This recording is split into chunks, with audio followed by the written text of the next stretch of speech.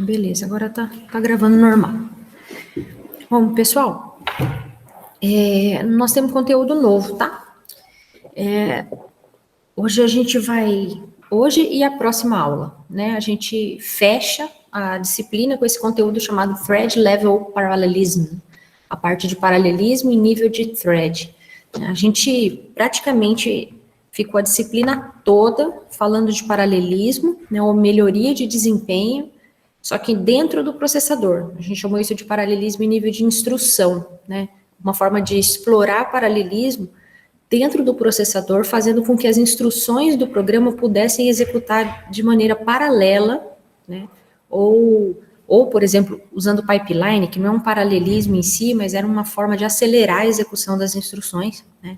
Tudo isso dentro do processador. Então, um foco em um único programa, ou em mais programas sendo executados, mas isso era transparente para a gente naquele momento, porque a gente pensava, dado um programa ou mais programas em execução, a gente olhava uma fila de instruções e tentava otimizar, né, a execução daquela fila de instruções, olhando, né, um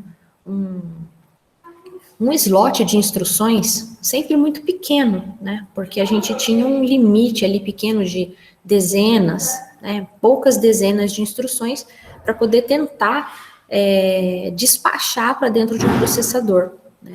No início, um processador monociclo, depois um processador com pipeline, depois um processador superescalar, né, que tinha a execução fora de ordem, e por último, a gente viu um processador numa versão VLW um pouquinho diferente do superescalar, quer dizer, na verdade, bastante diferente do superescalar, mas que também tinha uma ideia de obter paralelismo, né, em nível de instrução, né.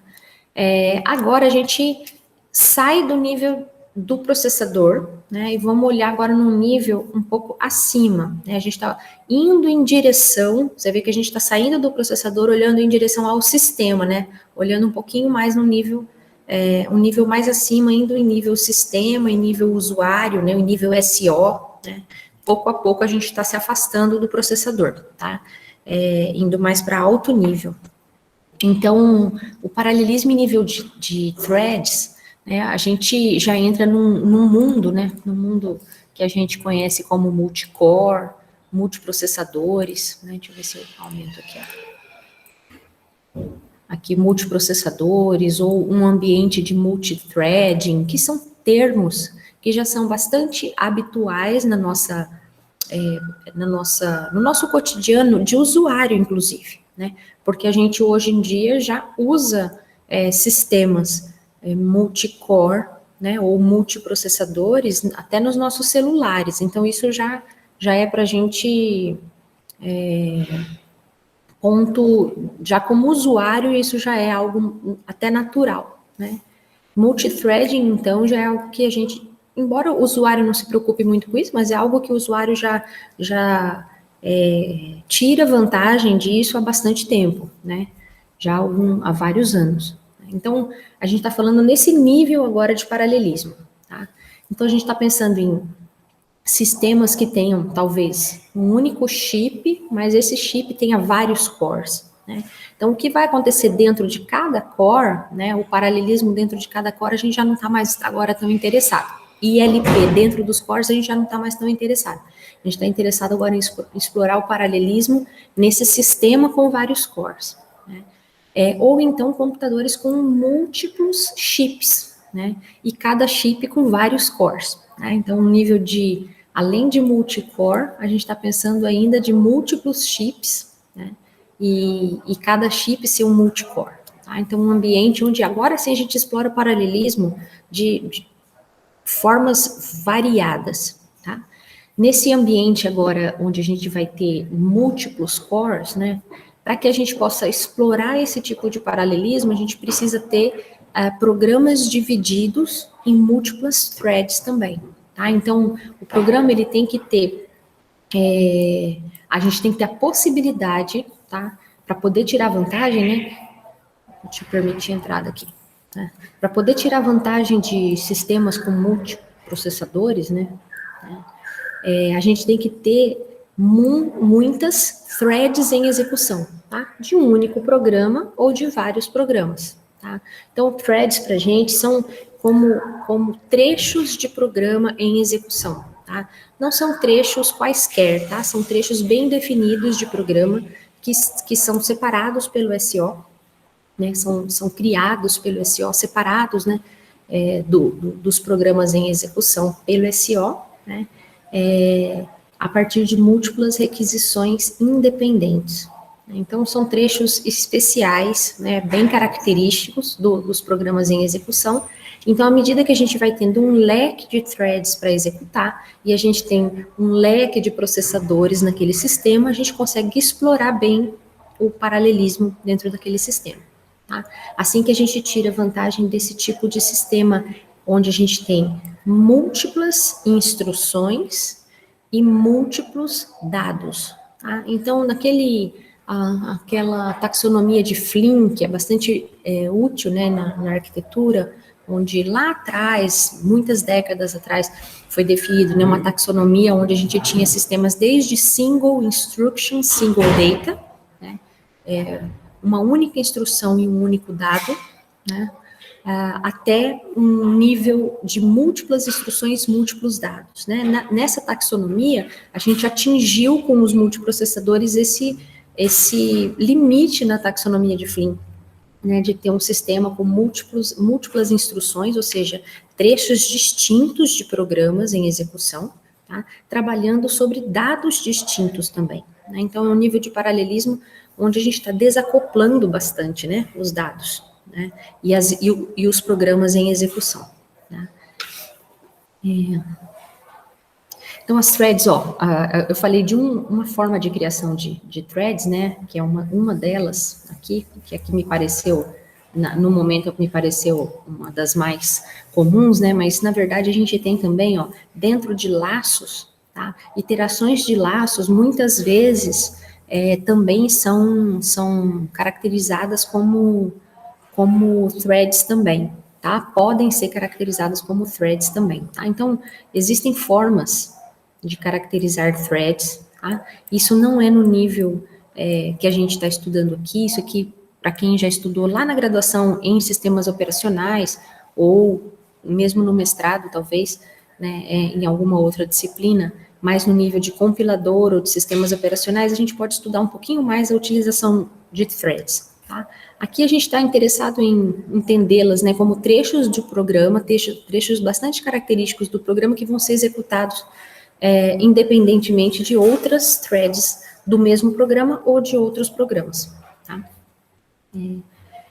Então, aqui, TLP é bastante diferente de ILP, que é o que a gente estava estudando até agora, que era um paralelismo dentro do processador, a gente está estudando ele no nível de múltiplos processadores, tá? Bom, a gente tem classes diferentes, tá? Dá para a gente caracterizar de distintas formas os multiprocessadores, tá? Eles podem ser caracterizados com relação à memória, tá? A gente tem multiprocessadores com memória compartilhada centralizada, com memória fisicamente distribuída, né? Ou seja, memória. Deixa eu permitir o Paulo entrar aqui. Pode classificar com relação à memória, pode classificar com relação à sua forma de interconectar os multiprocessadores, né, todos os seus cores, né, os seus processadores, tá? Então, existem distintas classificações. A gente vai olhar aqui as mais comuns, tá? A gente vai classificar em dois grandes mundos aqui, os multiprocessadores, tá?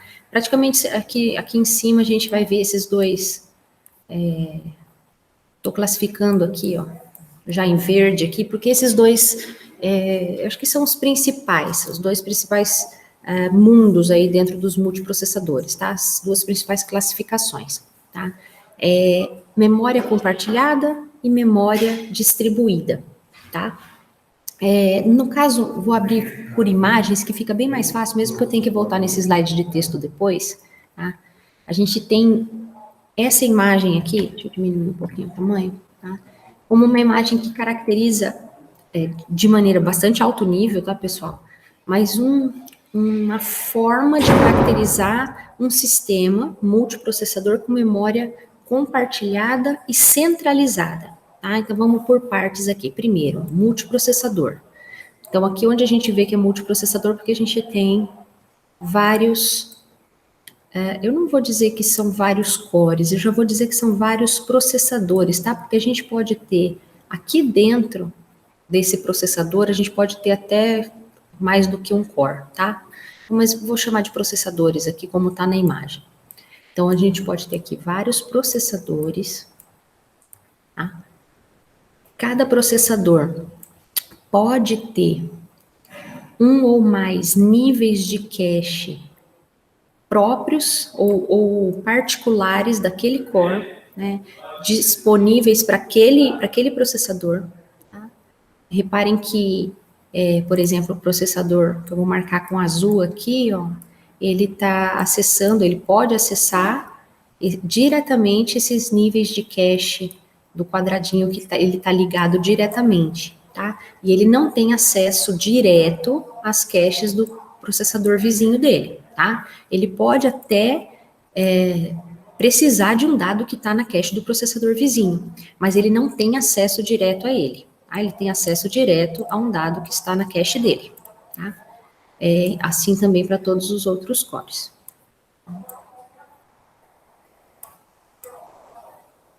São caches privadas, né, particulares de cada core, que são ligadas, obviamente, né, por algum tipo de barramento, tá? Com algum nível de memória, geralmente uma única cache de último nível, né, compartilhada, tá? Uma cache compartilhada, geralmente o que a gente tem, ultimamente, né, o que a gente tem visto são L1 e L2 aqui e uma L3 aqui, tá? Isso é o mais comum, tá? E por último, um nível de memória principal, tá? E I/O aqui, né, aqui entra a parte de armazenamento dos discos, né, a parte de armazenamento não temporário, conectado diretamente com a memória principal aqui, tá? Então aqui, isso aqui caracteriza um sistema, primeiro, multiprocessador, porque a gente tem vários cores, memória compartilhada. O compartilhamento aqui é no sentido de que todos esses cores, o principal é isso, né? Todos esses cores vão compartilhar um espaço de endereçamento único aqui nessa memória principal, tá? Então, se essa memória principal aqui, por exemplo, eles estão executando um determinado programa, né? Que acessa desde o endereço, sei lá, 1000 até o endereço, vou colocar 100.000, por exemplo, tá? Esse é o espaço de endereçamento de um determinado programa. E esses processadores aqui estão executando o programa que usa esse espaço de endereçamento. A gente diz aqui, ó, que eles compartilham um espaço de endereçamento. Tá? Então, eles não têm um espaço de endereçamento individualizado, tá? Ou distribuído. Eles têm um espaço de endereçamento compartilhado. Tá? Então, todos eles têm acesso às mesmas posições de memória. Tá? Esse que é o compartilhamento. Tá?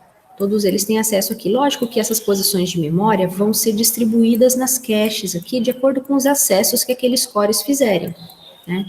Talvez, dependendo dos dados que forem acessados por cada core, pode ser que alguns dados estejam nas caches do processador 1, pode ser que outros dados estejam na cache do processador 3, outros dados na cache do processador 2 e outros dados na cache do processador 4. Né? Ou pode ser que eles compartilhem dados entre caches, tá?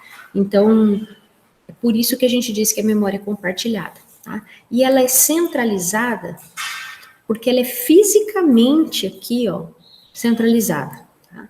Todos os dados estão no mesmo local. Tá?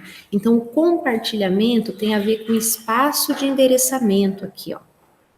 Tá? Todos eles compartilham o mesmo espaço de endereçamento. e é centralizada porque esse espaço de endereçamento está no mesmo local fisicamente, tá? Já num sistema, vou abrir outra figura e depois eu volto no texto, tá? Já num sistema como esse aqui, ó, a gente tem os sistemas multicore, multiprocessadores multicore aqui, ó, tá? Ou seja, esse é um sistema também de multiprocessadores, ó, como era o outro. Aquele outro tinha 4, né? Aqui a gente está colocando 8. Inclusive, esses aqui tendem a ser até mais robustos em termos de computação, tá? A gente pode ter mais cores nesse sistema aqui do que nesse anterior. Esse anterior não consegue escalar muito bem, tá? A gente que desenhou com 4 aqui, geralmente a gente chega em 8 cores. Se a gente passa muito desse valor de quantidade de cores, o fato da gente ter esse compartilhamento e essa centralização do espaço de endereçamento e da memória faz com que não escale muito bem, porque todo mundo está tentando acessar as mesmas posições de memória no mesmo local, tá? Então existe gargalo, né? Existe competição pelo mesmo componente que é a memória, tá? Isso causa atraso. Já nesse sistema aqui, a gente consegue escalar muito mais, tá? Então esse tipo de sistema aqui de multiprocessadores, onde a gente tem a memória fisicamente distribuída, tá? Esse sistema aqui, pessoal, o espaço de endereçamento pode até ser compartilhado, tá? Ou seja, todo mundo pode até estar acessando, como eu tinha dito aquela hora, eu tinha dito que o programa, de repente, tinha de 1000, estava de 1000 até, desde o endereço 1000 até o endereço 100.000 da memória, tá? Só para dar um valor aqui para o nosso espaço de endereçamento, tá? Pode até ser que seja um sistema onde você compartilhe o espaço de endereçamento, mas tanto é que nem tem a palavra aqui compartilhada aqui, mas não está falando que a memória tem um espaço de endereçamento distribuído, está falando que ela é fisicamente distribuída, porque o espaço de endereçamento até pode ser compartilhado, ou seja, pode ser que todos esses cores aqui talvez estejam compartilhando o mesmo espaço de endereçamento, mas esse espaço de endereçamento está fisicamente distribuído. Então, de repente, pode ser que da posição 1000 era 1000 aqui em cima, deixa eu só colocar era 1000. De repente, de 1000 até 5.000, sei lá, vou chutar valores aqui, tá? De 1000 até, vou colocar de 1000 até 10.000. Posição de 1000 até 10.000 esteja nessa pequena memória acessível, tá? E aqui não é cache não, tá? Numa memória, a gente tá chamando de memória, tá? Numa memória acessível pelo multicore MP, que eu vou chamar de 1 aqui, tá? E do 10.001 até talvez 20.000,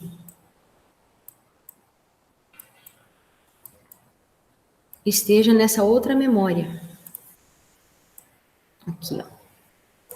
Seria do processador ou do sistema multicore número 2, tá? De tal maneira que eu vou distribuir esse espaço de endereçamento aqui, de 1000 até 100.000, para todo o sistema de memória presente aqui dentro nesse caso aqui, desse sistema multicore com 8, né, com 8 processadores aqui, tá? Nesse caso, ó, o certo seria eu distribuir desde a 0, tá? Então, eu vou, só para não ficar o meu espaço de endereçamento, nesse exemplo aqui eu tinha dito que era o programa que estava em execução acessava de 1000 até 100.000, né? Só que nesse caso aqui, a memória distribuída, né, ela realmente tem que começar no 0, tem que ser, toda a memória tem que estar distribuída, de 0 a 10.000, de 10.001 a 20.000, talvez de 20.001 a 30.000, e assim por diante até, sei lá, chegar aqui, ó, em 90...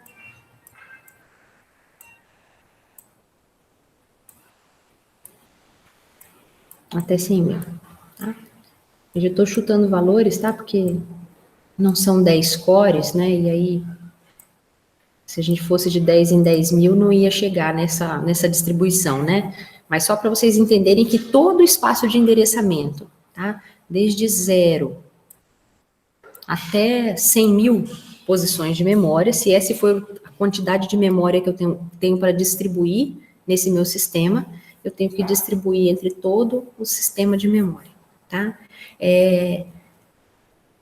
Mas aí a pergunta, né, que talvez vocês possam estar fazendo aí é se o core, sei lá, o core número 3, tá executando um programa, tá, usando a memória dele, por enquanto, né? Ele está executando um trecho do programa que está aqui, na memória dele. De repente, ele precisa de um dado ou de uma instrução que não está aqui, né? Então, tem uma rede que permite com que ele acesse a memória de outro core para buscar um dado que não está no core dele, né, não está próximo a ele, mas está lá no core 1. Então, não é uma cache particular dele, só está mais próxima a ele. Então, é menos custoso acessar a memória dele, um acesso quase direto aqui à memória dele, e mais custoso porque tem que acessar uma rede de interconexão para chegar até a memória do core 1, tá? Só que quando isso se distribui entre todos os cores, né, e a rede de interconexão sustenta, né, todo esse tráfego aqui, faz com que a comunicação como um todo, né, não custe tanto e não cause tantos gargalos, né, porque a memória fisicamente distribuída tende a não criar tantos gargalos por posições específicas, né, já que o programa os programas estariam todos distribuídos aqui, né, entre os cores aqui, tá? Esse outro sistema de memória fisicamente distribuída, ele tende a escalar muito melhor do que o primeiro, tá? Então, aqui, só para poder a gente fechar com um pouquinho mais de teoria, esses dois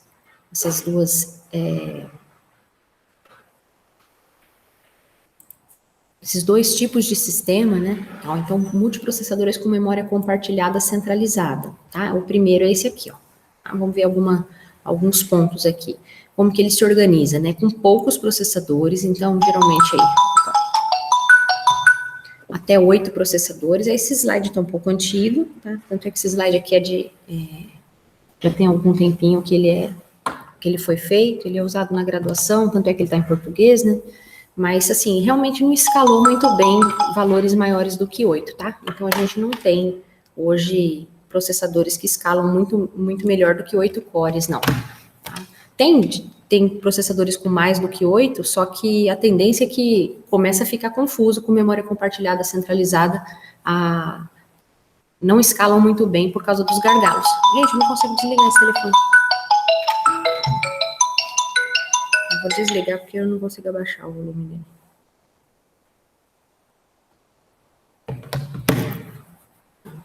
Então, a comunicação entre os processadores é simples, né? Então, é uma interconexão muito simples. Isso se parece muito com os sistemas que vocês simularam lá no MPSoC Bench, tá? Quem usou aquele sistema de roteador, né? Aquele router, é algo bem similar a esse modelo aqui, tá? Então, a comunicação é bastante simples, tá? Mas a contenção pelo barramento e pela memória limita a quantidade de processadores, tá? Então, as memórias caches, um ou mais níveis de cache acoplados a cada processador, tá? Evitar ao máximo os acessos à memória, esse é o objetivo de ter várias caches, e podendo ter um último nível de cache compartilhado, né, para melhorar o desempenho do sistema, né, da hierarquia de memória. Aqui, ó, esses termos que eu queria apresentar para vocês, porque é importante a gente conceituar, né? Às vezes a gente pode ver esse tipo de sistema com esses dois nomes aqui, tá? Vou abrir um pouquinho da imagem, tá? Multiprocessadores simétricos, então muitas vezes vocês podem ver em artigos ou em livros, designado como SMPs, tá? multiprocessadores, ó, o M de multi, o P de processadores, tá? Multiprocessadores simétricos, tá? Ou de um sistema UMA, também pode ser um termo usado aqui para designar, onde é um multiprocessador, tá? Com acesso uniforme à memória. Acho que dá para traduzir dessa maneira, tá? Onde a questão é a seguinte, ó, o principal, tá? O tempo de acesso à memória é igual para todos os processadores. Esse é o ponto-chave, tá? Que define esse sistema de memória, tá? Compartilhada e centralizada, tá? Fisicamente ela é centralizada, né? Então, o próprio desenho já tem que dar essa ideia de que, ó, esse caminho aqui, ó, para chegar à memória principal, tem que ter o mesmo tempo, tem que consumir o mesmo tempo do caminho do Core 4 até aqui, que é o mesmo tempo do Core 2 até aqui, que é o mesmo tempo do Core 3 até aqui, tá? Então, a ideia, né, embora o desenho não consiga mostrar isso muito bem, né, mas o tempo de acesso à memória tem que ser uniforme, tá? Já nos sistemas de memória fisicamente distribuída, a gente cai num conceito aqui de não uniforme, tá? E por que ele é não uniforme? Porque aqui, ó, o tempo para um processador acessar a própria memória é super curtinho, né? Porque ele não tem que acessar a interconexão.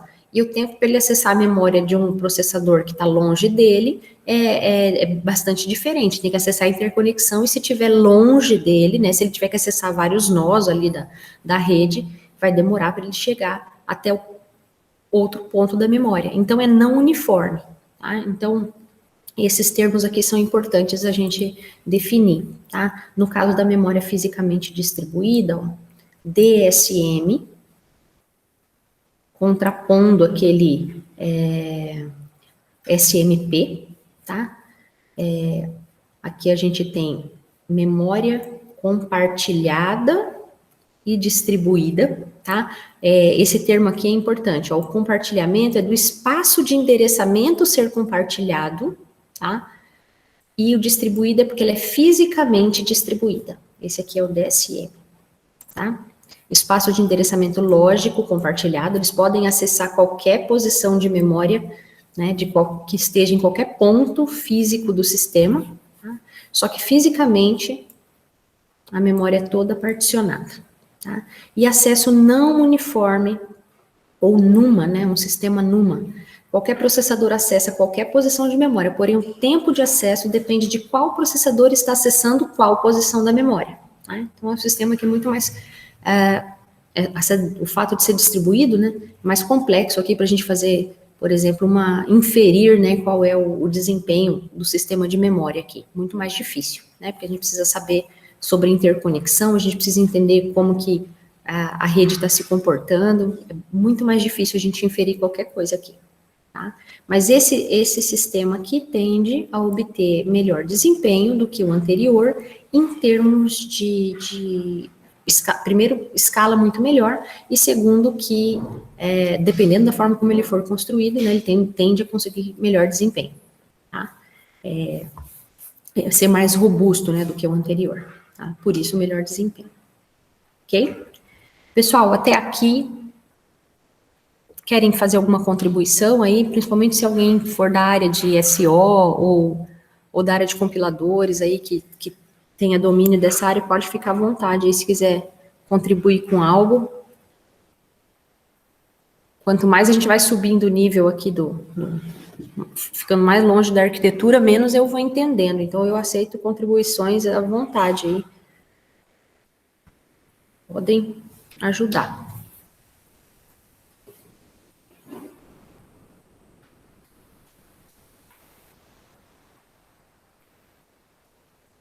Nós temos alguns desafios aqui pela frente, tá? Que aí entra uma parte um pouquinho prática aqui para a gente poder, até para a gente poder ter, até como exercitar um pouquinho nessa parte. Porque até aqui, ó, a gente viu teoria, né? Inclusive, eu quero que vocês estudem toda essa parte inicial para a prova como teoria mesmo, tá? já adianto, assim, que na prova vai ser, provavelmente, você perguntas teóricas sobre essa primeira parte, tá? Definições teóricas mesmo, tá? Agora, alguns desafios que a gente tem são com relação a cache, tá? Eu não sei se alguém se perguntou sobre isso no processo aqui de explicação, mas vamos tentar imaginar, deixa eu ver, até antes de ver o desenho, vou voltar no desenho e mostrar pelo desenho. Tá? Vou mostrar nesse aqui que eu acho que é mais fácil da gente enxergar. Deixa eu só apagar esse monte de rabisco e vamos ver um problema que esse tipo de sistema não é um problema, né? É um desafio que vai ter que pensar a respeito antes de seguir adiante. Tá? Esse aqui dá para a gente pensar em nível mais de algoritmo, para poder entender a solução dele, tá? Mais no nível algorítmico. Reparem o seguinte, vamos supor que esses processadores aqui estejam executando um determinado programa X, tá? E esse programa X tem os seus dados, tá? De repente, algumas variáveis, um determinado vetor, tá? Só que foi particionado. Né? Parte desse, por exemplo, parte dessa estrutura de dados ou desse vetor acabou ficando, como é um processamento paralelo, né? Parte desse vetor ficou aqui na cache do processador 1 e outra parte ficou lá na cache do processador 3. Talvez isso tenha acontecido durante o processamento, ou se é um processamento paralelo. Se eles estão executando o mesmo programa, é natural que estruturas de dados sejam particionadas, né, ou que um processador precise de dados que estejam em uso em outro processador. Isso vai acontecer o tempo todo, né? Então, qual que é o problema aqui? O problema é que se o processador 1, enquanto ele está processando dados que estão na cache 1, né, na cache dele, tá tudo bem, né? Então, ele busca na cache dele, traz para dentro dele, para os seus registradores, processa à vontade, faz leituras, faz escritas e não se preocupa com sair desse mundo dele, né? Processador e cache, tá? O problema é que quando ele precisa de um dado que está lá na cache do processador 3, tá? Ele precisa pedir esse dado, tá? Então, na verdade, a gente vai precisar entender como vai existir a comunicação entre as caches, tá? Porque esse mesmo dado que de repente está, vou dizer que é um dado chamado Z, tá? Uma determinada variável Z, tá? Ela está aqui, tá? Ou melhor, desculpa, ela está aqui, né, no 3, e agora o processador 1 precisa do Z, tá? Ele precisa fazer uma leitura do dado Z, tá? Lá no programa tem, sei lá, alguma coisa do tipo Y recebe Z. Lá no programa tá Y recebe Z. E o Z não está com ele, tá? Ele precisa do Z, o Z está lá no 3, tá? Então, como que isso vai acontecer? Tá? A gente sabe que o Z também está lá na memória, tá? Só que eu não sei se ele está com o mesmo valor que está na cache do processador 3, tá? A gente não tem certeza. Tá? Tem a possibilidade do processador 1 buscar o dado na memória, tá? O que é bem ruim, tá? Porque aí na memória é muito custoso. E tem a possibilidade dele solicitar o dado, e o processador 3 fornecer o dado para ele. Tá? Isso seria o mais adequado, porque eu não precisaria chegar até a memória principal. Tá? E aí o processador 3 fornecer o dado para ele, o Z, e ele trazer o dado para cá, trazer o Z para cá. Tá? Aí o Z ficaria compartilhado entre 1 e 3, tá? Na cache do 1 e na cache do 3. Né? Aí o processador 1 pode usar o Z à vontade aqui, fazer a leitura do Z como ele queria, trazer para o Y e seguir o seu processamento. Tá? Então, aqui, o primeiro ponto é esse, né? Compartilhamento entre dados, entre as caches, tá? Uma vez que um dado é requisitado, ele é colocado nesse barramento que a gente está imaginando aqui, né? Um barramento, é uma requisição feita, né, pelo dado. Se outra cache tem aquele dado, fornece via barramento também, né? E aí eles passam a ser armazenados em duas caches e passam a ficar compartilhados entre as duas caches, tá? Então eles ficam duplicados, tá? Beleza. Qual que é o problema disso? Vocês podem me adiantar um dos problemas? Porque tem vários problemas, não, desafios, né? Coisas que a gente vai ter que solucionar. Me citem um, pelo menos. Alguém acha um pepino aí, nesse ponto? Se atualizar um, tem que atualizar os dois? O que acontece se houver escrita, né? Você falou, quem foi que falou? Desculpa, eu ouvi O Paulo aqui. O Paulo falou e o Gabriel escreveu, né? O Paulo falou, se atualizar um, vai ter que atualizar o outro também? O Gabriel falou, se P1 escrever em Z, quem terá o valor correto para escrever na memória? Né? Exatamente, os dois pegaram o ponto-chave. Né? Porque eu dei um exemplo de leitura, né? P1 fez uma leitura em Z, Y recebe Z, Z foi lido. Então, beleza, né? Não compromete tanto. Agora, se Z for escrito, e se o problema continuar aqui com, sei lá, Z, Z++, aí a gente complicou a vida do algoritmo aqui, né? Porque daí o Z vai mudar, não vai ser mais Z, vai ser Z+1, né? Vai ser alterado no processador 1 e não no processador 3. Tá? Então, a gente tem que começar a pensar o que fazer. Né? Vai ter que criar um método que tem que ser seguido por todo o sistema, né? Para garantir coerência. Isso se chama coerência de cache. Tá? Esse termo coerência de cache surgiu junto com os sistemas multicore. Né? Porque assim que se introduziu a ideia de multicore, e já existia a ideia de caches antes, né? Mas agora, com o sistema multicore, com vários níveis de cache, a gente precisa entender como que essas caches vão se comunicar, né? Como que a gente vai interagir com relação a várias caches e vários cores, né? Aí, na época, tinha muita competição com relação à coerência de cache também. Muita especulação, né? Porque cada fabricante, né, que foi criando seus métodos, né, para o seu próprio algoritmo de coerência de caches. Então, eu lembro uma vez que um professor lá da Unicamp, ele contou, era um professor que ele não é da Unicamp, ele era da Unicamp, hoje ele mora no Canadá, ele é professor no Canadá, em Alberta, mas ele faz muita pesquisa com empresa, porque lá eles têm essa grande vantagem, né? Professor lá não fica só na universidade, eles fazem muita parceria com empresa.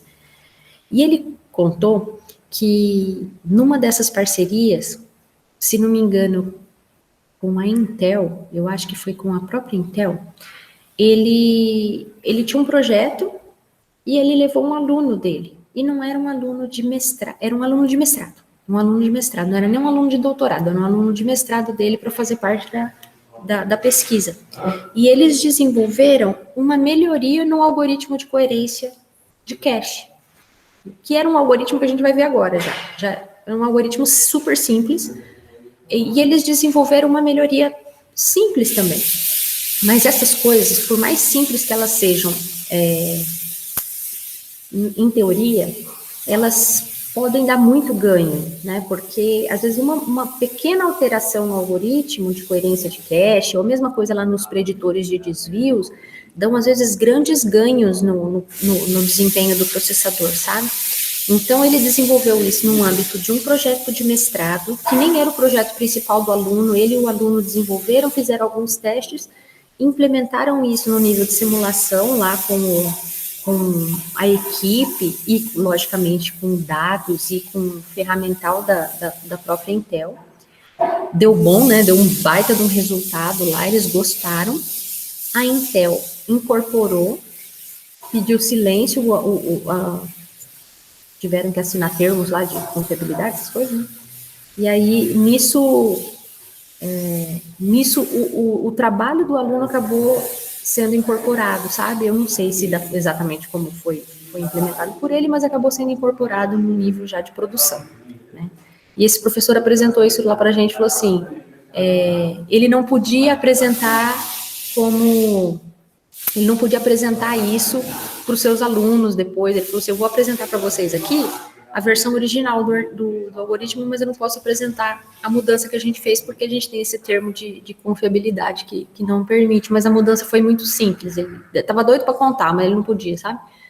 Mas assim, para a gente ver como não são grandes feitos, assim, né? A gente vai ver o algoritmo agora de coerência de cache e ele, na época, assim, animou a gente, querendo dizer, olha, com um aluno de mestrado meu ali numa discussão nossa, a gente sugeriu alguma coisa e deu um baita resultado lá, a gente acabou implementando junto com eles isso, né? Eu achei bem legal, coisas que a gente aqui não tem essa possibilidade de fazer. Deixa eu abrir aqui para vocês, vamos ver como que a gente vai assumir, né?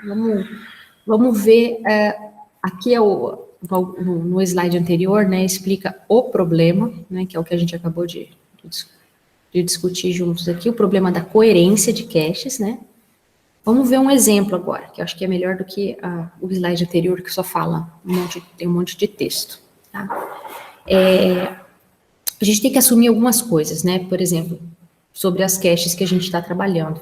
Qual é o protocolo de escrita? É uma coisa que a gente tem que saber antes, tá? Se o protocolo de escrita é write-through, se é aquele onde se tem uma escrita numa cache, se essa escrita já vai garantir uma escrita na memória principal, né? Ou seja, se uma escrita numa cache já garante coerência com relação à memória principal ou não, se vai ficar uma escrita, vai ser uma atualização local só na cache, e a escrita na memória principal vai acontecer só quando o bloco for substituído na cache. Isso é o write back, tá? Então, o mais simples é o write through, nós vamos começar por ele. Tá? Então, nós estamos assumindo que as caches obedecem esse protocolo de escrita write through, tá? Vamos sugerir também que o dado X é compartilhado, tá? Que esse X aqui é o Z do meu exemplo lá, tá?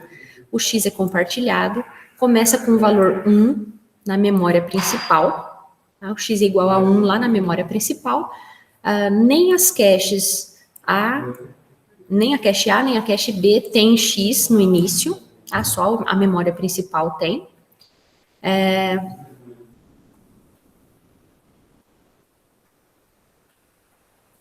Deixa essa última observação aqui para depois, porque ela não faz parte do início do enunciado. Vamos ver aqui, ó, tempo 0, a gente só tem na memória principal o valor de X, né? Não tem nada no A, não tem nada no B, com relação ao bloco, ao bloco, né, que contém a variável X, tá?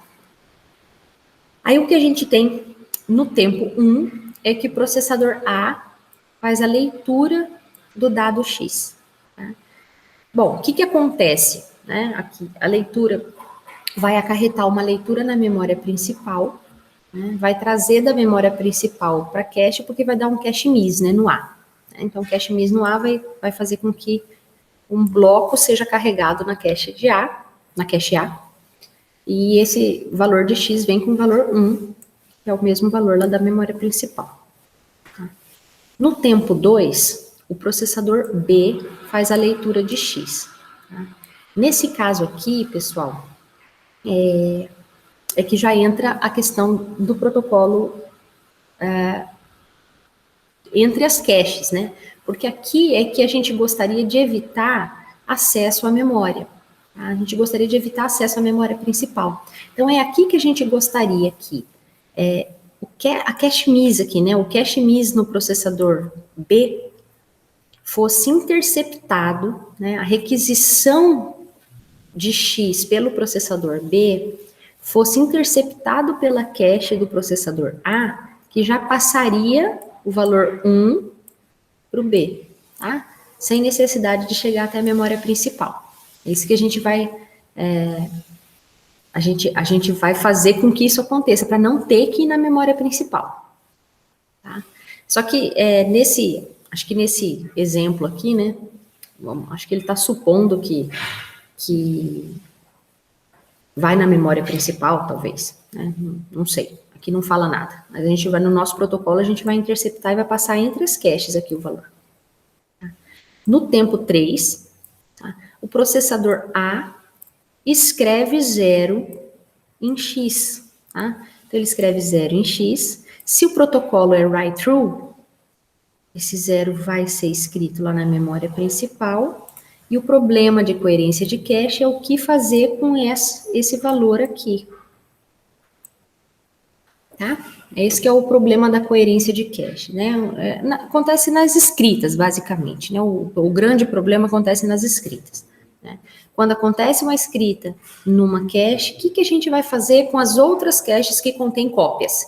A gente vai atualizar as outras caches ou a gente vai invalidar as outras caches, tá? Então tem essas duas abordagens, tá? A de invalidar, ou seja, de repente jogar esse dado fora, dizer, ó, ele é inválido, tá? E a partir de agora é como não?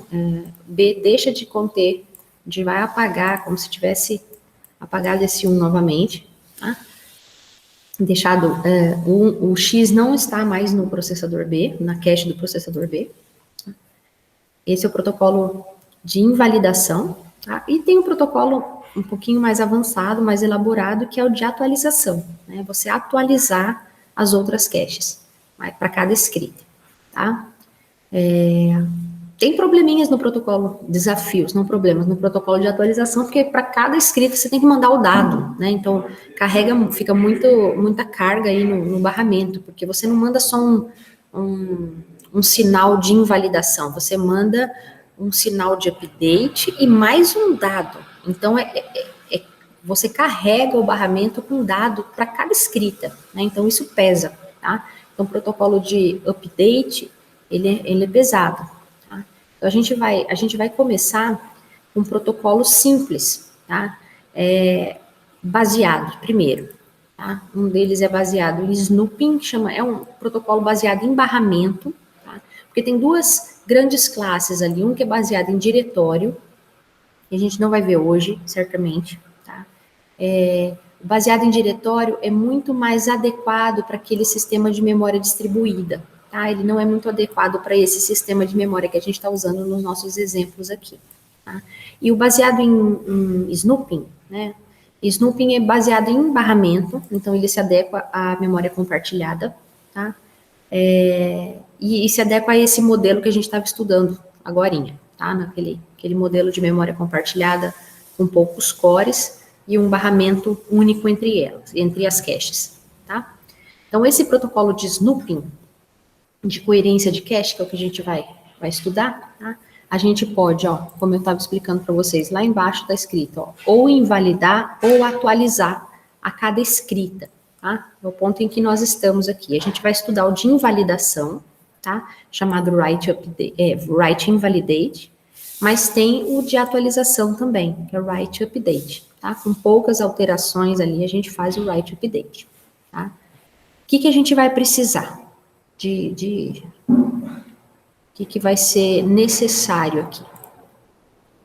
Bom, a gente já tinha, né, tag, a gente já tinha bit de validade na nossa cache, a gente, para protocolos de escrita, né, para implementar protocolos de escrita, a gente já tinha bit de modificação, né, que é um dirt bit, para avisar, olha, esse bloco aqui tá sujo, a gente já escreveu nele, tá? Então, a gente vai voltar esse bit aqui, agora ele é necessário, e a gente vai criar um bit chamado, ou um bit de E, de exclusivo, ou um bit S de shared, de compartilhado, tá? Já vamos ver a diferença entre esses dois, tá? Que mais que a gente vai supor, tá? A gente tem que supor ali que a gente tem controladores monitorando o barramento, tá? Então, aquelas caches, elas têm controladores que ficam o tempo todo monitorando o barramento, vendo o que chega, né, o que passa pelo barramento, ver se tem interesse ou não no que chega no barramento, tá? Quando uma cache detecta que houve falha de leitura em outra cache, ou seja, o cache miss de outra cache, ela verifica se ela possui uma cópia do dado que falhou na outra cache. Se ela possui, ela envia o dado para o barramento. Tá? Então, se eu tenho um dado X e outra cache pediu X e não tem, eu coloco X no barramento. Tá? Então, esse é para a gente atualizar outras caches. Tá? A gente enviar dados para outras caches. Não tem a ver com atualização no caso de escrita, é simplesmente porque outra cache precisa de um dado, ela não tem, e ao invés dela ter que ir na memória principal, eu tenho o dado, eu ofereço antes. Então, eu jogo no barramento, o barramento vai alimentar a outra cache antes de precisar ir na memória, tá? Então, esse protocolo de snooping, acho que ele é o mais simples de todos, por isso que eu já preferi a gente começar por ele, tá? Então, a snooping é baseada em barramento, write invalidate, cada escrita a gente vai invalidar as cópias que estão em outras caches, tá? Vamos pegar todas as versões mais simples e vamos estudar aqui, tá? Deixa eu pegar como exemplos aqui, porque eu não gosto de um monte de texto, prefiro 1000 vezes exemplo. Tá, vamos no exemplo, se precisar a gente volta no texto para garantir alguma teoria, tá? Vamos pegar essa situação aqui, pessoal. Agora, uma cache write back, tá? Ou seja, a escrita não vai acontecer imediatamente na memória principal, tá? Uma escrita acontece na cache e não acontece imediatamente na memória principal. Então, a gente dificultou um pouquinho essa questão aqui da escrita, para ir menos na memória principal. O dado X é compartilhado, X começa com 0 na memória principal, tá aqui. Inicialmente, caches A e B não possuem o valor de X, por isso que está vazio aqui e aqui. Tá? Aí começa com o processador A lendo X. Tá? O que aconteceu no barramento? Aqui a gente tem atividade no barramento. Cache miss para X. Tá? Cache miss para X. Significa que A não tem o valor de X, então ele avisa no barramento, eu preciso de X e não tenho. Tá? Bom, ninguém tem, nenhuma cache tem, tá? Então vai chegar até a memória essa requisição e a memória vai devolver para ele o valor 0. Tá? Então esse daqui vai ter um acesso à memória. Então, vamos marcar aqui, aqui teve um acesso à memória principal, tá? No xizinho aqui foi um acesso, era um X, não gosta. Essa ferramenta aqui não gosta de... Ali teve um acesso à memória principal. Na segunda linha, B acessou X. Tá? Teve um cache miss também, porque B não contém X. Tá? Então, ele joga no barramento, né? O processador B, a cache do processador B joga no barramento. Eu preciso de X e não tenho na minha cache. Tá? Nesse caso, a gente tem uma interceptação dessa informação pela cache do processador A, que não está escrito aqui, tá? Mas o processador A passa esse valor via barramento, não o processador A, desculpa, a cache do processador A passa essa informação, né, no caso 0, o dado 0, de X, para a cache do processador B, tá? Então, esse aqui é um caso onde a gente não precisou ir na memória principal, porque via barramento, a cache de A percebeu que B precisa do dado e já colocou o dado no barramento. Tá? Em seguida, o processador A escreve 1 em X. Então, aqui é a primeira escrita. Tá? Escreveu 1 em X. Primeira coisa, é write back. Tá? Então, não tem escrita na memória principal. Repara, não tem coerência com a memória principal e isso tá ok. Tá? Já era ok antes, permanece. Tá? A gente está ciente que isso pode acontecer. Tá? Então, aqui, nesse caso, não teve acesso à memória principal e está ok, mas não está coerente com a memória principal. A única cache, o único lugar no sistema que o dado está atualizado é na cache de A. Tá? Tem que invalidar. Invalidou. Tá vendo que ficou vazio aqui, Invalidou em B. Então, aqui, a atividade de barramento significa invalidation para X. Tá? Invalidar a X significa todo mundo que tem X fica inválido. Tá? Então, todas as caches que tem X, no caso a gente só tem na cache de B, né, vai invalidar X. Tá? E aí, por azar, logo depois o processador B quer ler X de novo. Né? Ele estava usando X, né? Aí o que vai acontecer? A vai fornecer de novo, porque vai dar cache miss para X, né? O A tem o X atualizado, ele vai atualizar para cá. Tá? Então aqui, assim, o algoritmo em si a gente conseguiu fazer bem bonitinho. Faltou a gente ver aqueles bits, né, que aqui fala, ó, que é bit exclusivo, cada bloco, né, ou cada, aqui a gente pode dizer cada bloco ou cada dado, né, ele vai ter um estado, tá? Um estado exclusivo, um estado de shared, porque quem vai controlar isso vai ser uma máquina de estados, tá? Porque a gente aqui no nível de algoritmo, a gente conseguiu ver que é simples, né, mas se a gente vai baixando o nível um pouquinho, a gente vai ter que ver para isso aqui funcionar em hardware, porque isso aqui funciona em hardware, né? A gente está falando de tudo isso aqui tem que ser definido em hardware, significa que cada bloco daquela cache, imagina agora o hardware da nossa cache ali, ver se eu consigo desenhar aqui sem ele me... Olha a cachezinha aqui de 4 blocos.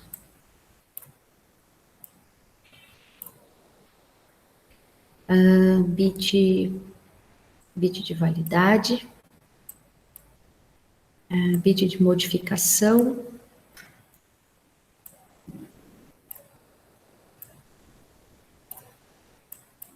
aí tinha o campo tag, e tinha, agora tem um outro aqui de estado, eu não sei se ele deu um nome para esse, se o livro dá um nome aqui, eu acho que não. Bit exclusivo ou shared, eu não tenho um nome para ele aqui. Aqui, pessoal, esse nosso bit aqui de estado, esse novo aqui que eu vou colocar uma setinha, não sei, não precisamos dar um nome para ele vai guardar o estado, tá? O estado daquele bloco de cache, tá? Eu tenho, nesse exemplo aqui, eu tenho 4 blocos, bloco 0, bloco 1, bloco 2 e bloco 3. O que eu estava chamando de X aqui é um desses blocos. Então, por exemplo, X é o 2, tá? X é o bloco 2, tá? Quando X estava inválido ou ausente na cache, eu vou dizer que naquela cache, né, por exemplo, para cada cache, ó, essa daqui é a cache do processador B, ó, por exemplo. Se essa daqui é a cache do processador B, o bloco X na cache do processador B começou como inválido. Tá? Só que no processador A, bom, começou como inválido também, né? Então começou como I no processador, na cache de A e na cache de B. Tá? Teve um momento aqui, ó, nesse momento aqui, ó, que tanto em A quanto em B, o valor de X ficou válido e as duas caches compartilharam esse bloco, tá? Então, o valor guardado aqui nesse bit tem que indicar esse compartilhamento aqui, ó. Então, tem que ser um valor, pra gente aqui uma letra, tá? Mas lá no hardware tem que ser um valor, tá? Mas pra gente aqui tem que ser uma letra. A letra S para shared, ou seja, para avisar. O bloco X está compartilhado. Não interessa com quem, interessa que ele está compartilhado. Tá? Então, esse é um outro estado possível. Nesse caso aqui, ó, shared aqui e shared aqui também. Tá? Nesse caso aqui em cima, inválido aqui, ó, que era o que a gente tinha feito antes. Tá? Nesse caso aqui, pessoal, quer ver? Eu vou apagar os outros aqui para a gente ir bem passo a passo. Ó. Vou marcar agora qual que eu quero que vocês me digam. Nesse caso aqui, ó, que eu estou circulando, ó, esse valor x igual a 0, né? O valor está válido só em A, inválido em B. Esse caso aqui não é shared e não é inválido. esse caso aqui é um caso de exclusivo. Esse bloco está exclusivamente na cache de A, tá? Então, o estado já teve, tem a possibilidade de estar inválido, ele tem a possibilidade de estar exclusivo, ele tem a possibilidade de estar shared, tá? Até agora. O que acontece aqui, ó? Nesse ponto aqui, ó, ele é exclusivo, reparem que ele é exclusivo com relação às caches, ó. Outra cache não contém ele, só que ele não está coerente com a memória, tá? Então, aqui tem duas possibilidades, que esse slide nem tá dando essa informação aqui, ó. Acho que esse slide anterior só tá falando de exclusivo e shared, tá? Só que ele vai estar com modificado igual a 1 aqui, ó. Nesse caso aqui, pessoal, é que essa cache de B não tá valendo o meu desenho aqui, né? Mas nesse aqui, ó, ele pode ser exclusivo, tá? Mas ele também está modificado.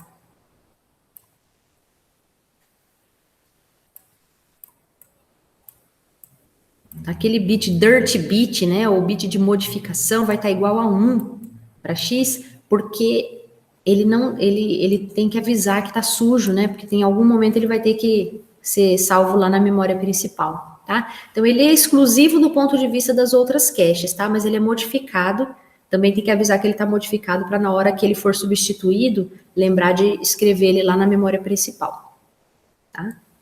E na linha de baixo aqui, ó, ele volta, como ele passa valor aqui, ó, para cache do processador B, ele volta a ficar shared aqui. Compartilha novamente aqui. Ele deixa de ser exclusivo, compartilha novamente. Tá? E olha aqui uma coisa que acontece também, que aqui eu tinha esquecido de mostrar. Reparem que aconteceu essa atualização de 1 aqui, ó. Tá? Que uma vez que um dado vai para o barramento, tá? Uma vez que ele vai para o barramento para atualizar as outras caches, esse mesmo barramento, alguns nanosegundos depois, né, chega até a memória principal também. Então, essa mesma requisição de atualização do barramento para as outras caches vai chegar até a memória principal e vai atualizar a memória principal também, tá? Então, esse 1 que passou para outra cache também vai chegar até a memória principal e vai atualizar. Tudo bem? Digam aí, pessoal, se vocês entenderam esse protocolo, que por enquanto tem esses 3 estados aqui e mais o bit de modificação, que a gente não pode esquecer dele, tá? Tanto é que tem uma forma de desenhar ou de escrever definir esse protocolo como uma máquina de estados, um autômato, tá? Com 4 estados, tá? Onde você chama de protocolo MESI.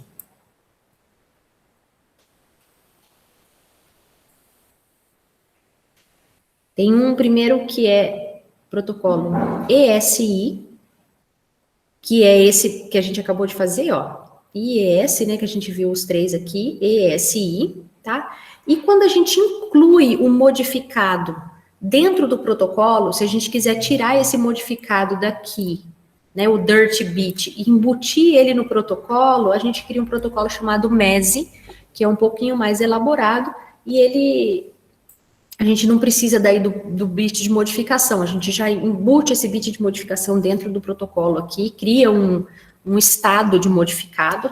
Opa. E deixa ele um pouquinho mais bonitinho, tá? Mas o que a gente viu e o que espero que vocês tenham entendido aqui, a gente vai exercitar, né? Vamos ver se na aula que vem a gente consegue fazer um exercício dele com mais calma. É esse protocolo que tem o exclusivo o shared e o inválido, tá? Que acho que com esses três estados a gente conseguiu pelo menos corrigir a questão da coerência de cache sem grandes dificuldades, tá? Tem vários outros protocolos, tá? Mais elaborados. Tem um que começa como MSI. Esse acho que o pessoal da graduação viu. Modificado, shared e inválido, tá? É bem parecido com esse que a gente acabou de estudar. Tem o MESI, modificado, exclusivo, shared, inválido. Tem o MOESE.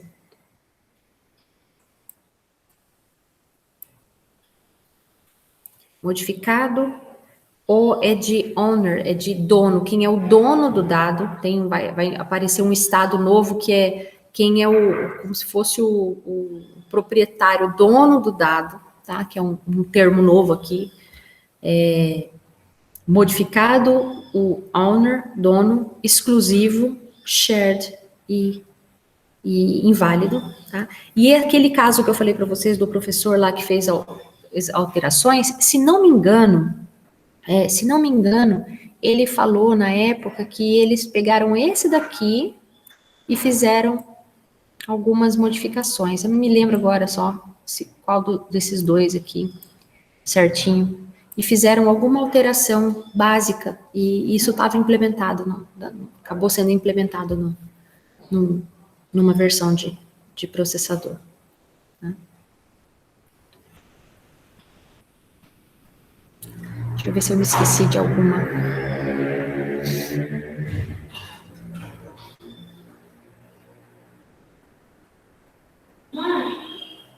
Filha, eu tô dando aula. O que foi? Oi?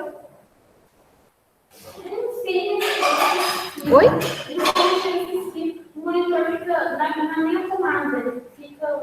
As telas escurecem, aí volta. Tá desligando e ligando, filho. Mas não sobe o botãozinho, a luzinha do botão. Fica vermelho, fica verde. E eu conectei de novo, apertei. Eu vejo pra você, já. Tá. Deixa eu ver, acho que aqui eu finalizo, pessoal. Aqui, ó. Todos essas explicações aqui que a gente foi fazendo passo a passo, pessoal, nesse último slide tem todos os passos escritos, tá? Inclusive com os estados, tá? Que eu tive que ir desenhando, porque não estava escrito lá, mas aqui tá detalhado, tá? Todo o passo a passo, tá? Então, aqui, acho que a gente termina o write invalidate, e eu não tenho um exemplo aqui do write update, mas a gente pode fazer na aula que vem.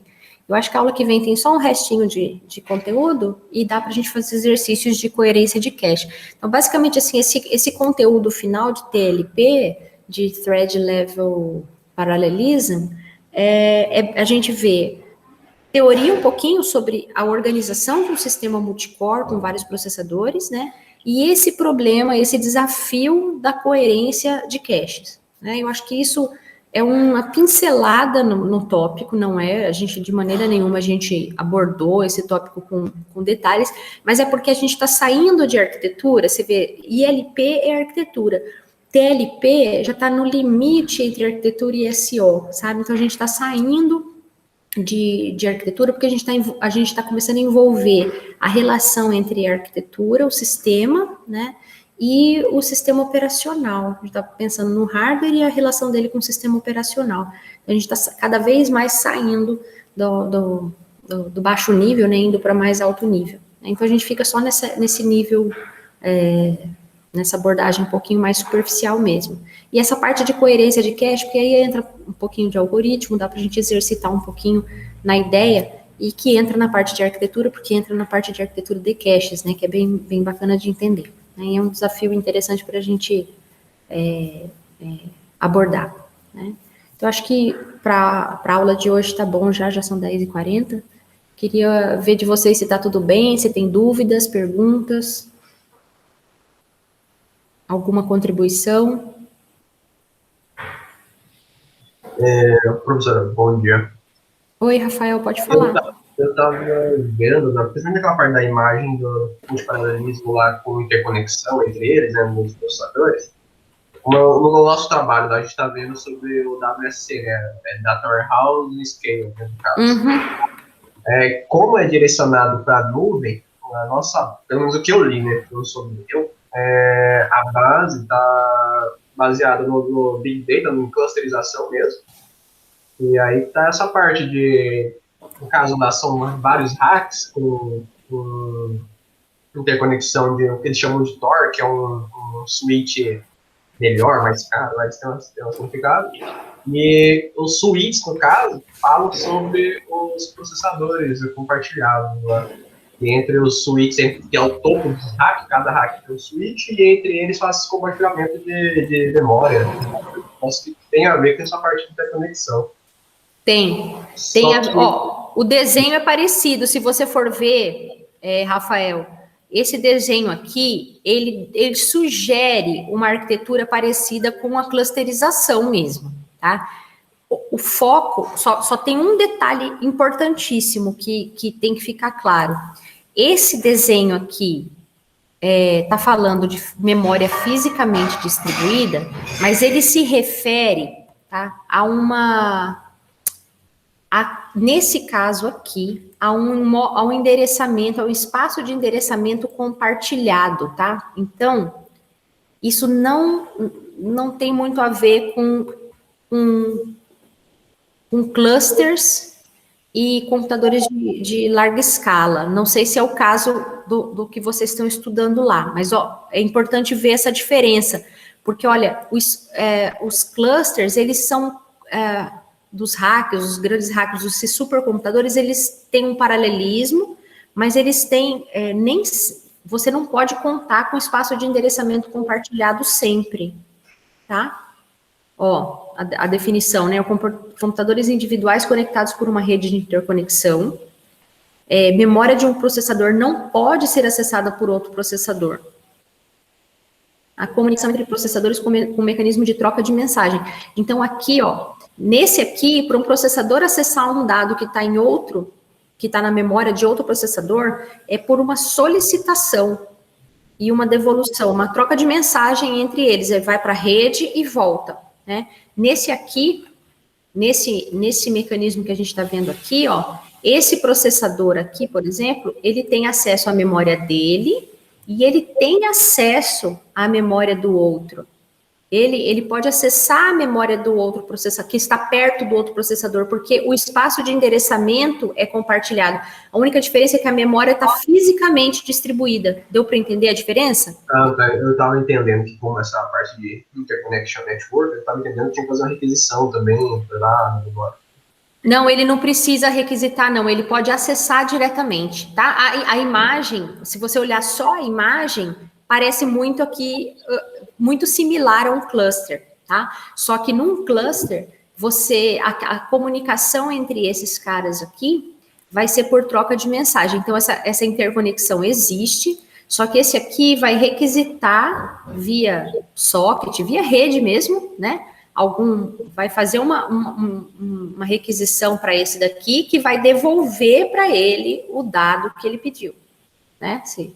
Então, aqui vai ser por troca de mensagem. Já no caso de memória fisicamente distribuída, mas com espaço de endereçamento compartilhado, né? O termo é ruim porque é como se tivesse memória compartilhada aqui, tivesse um compartilhado aqui com relação ao espaço de endereçamento. E fisicamente distribuída porque ela é toda particionada, toda distribuída no sistema, só para distribuir, para que não tenha aquele grande gargalo de todo mundo acessando o mesmo local, para que tenha distribuição, né, dos acessos assim espalhados, entendeu? Entendi. Isso é importante que você citou. Senão ainda bem que você falou isso, porque nesse slide aqui que falava do cluster, eu não falei. Eu falei dos multiprocessadores aqui, de compartilhado distribuído, eu não falei dos clusters, eu pulei esse trechinho aqui, ainda bem que você citou esse ponto, porque daí eu pude voltar aqui. Então tá, aí se alguém perguntar, eu tenho só uma dúvida do trabalho. Oi? Eu tô com uma dúvida só do trabalho, não é referente agora ao slide. Não sei se Tá, daí se quiser a gente fica um pouquinho mais aqui, vamos, Tá, ok. tá? Daí só liberar o pessoal. Tá, obrigado. Tem mais alguém, pessoal, com alguma dúvida aqui, ou mesmo do trabalho, que quiser? Se for da aula, a gente já tira agora. Se for do trabalho, aí eu libero a turma e a gente segue mais um pouquinho.